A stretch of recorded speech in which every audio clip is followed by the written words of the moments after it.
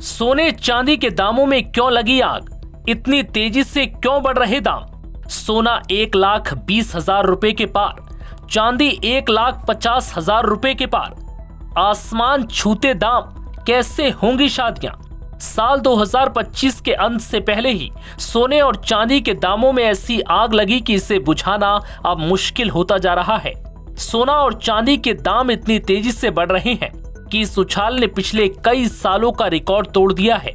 पिछले एक साल में सोने के दामों में 40,000 रुपए का इजाफा दर्ज किया गया।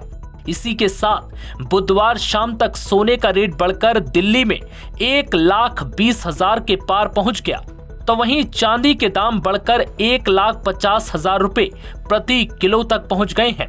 सोने चांदी के बढ़ते दामों से आम इंसान की मुश्किलें बढ़ गई हैं।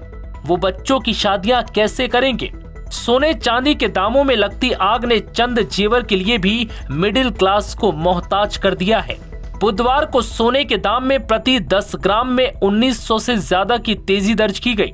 इसी के साथ सोने की कीमत बढ़कर 1,18,695 से 1,20,625 रुपए प्रति 10 ग्राम पहुंच गई। वहीं चांदी की कीमत मंगलवार को 1,45,000 रुपए के करीब थी, जो बुधवार शाम तक बढ़कर 1,51,000 के करीब पहुंच गई।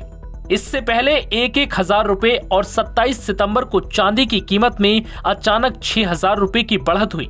वहीं 26 सितंबर को 3,000 रुपए की बढ़त दर्ज की गई, जिससे साफ है कि सोने और चांदी की कीमत आगे और आसमान छुएंगी। लगातार तेजी से बढ़ते दामों के डर से लोग और ज्यादा सोना खरीद रहे हैं, जिससे दामों में और ज्यादा तेजी देखी जा रही है। त्योहारों के सीजन और शादियों के सीजन को ध्यान में रखते हुए सोने की खरीदारी भी भरपूर जारी है, लेकिन मिडिल क्लास के लिए सोना अब बड़ी मुश्किल बनता जा रहा है।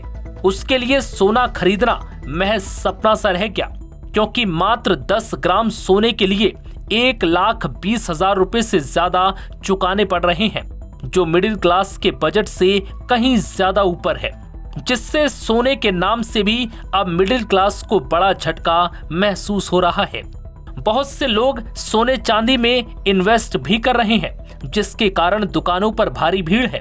त्योहारों का सीजन है। शारदीय नवरात्र के शुरू होने से लेकर धनतेरस के बीच ज्वेलरी खरीदारों की लंबी भीड़ देखी जा रही है। साथ ही शादियों का सीजन होने के कारण लोग सोने चांदी के आभूषण खरीद रहे हैं। हालांकि इसके लिए उन्हें अपनी जेब अच्छी खासी ढीली करनी पड़ रही है। नव भारत टाइम्स की रिपोर्ट।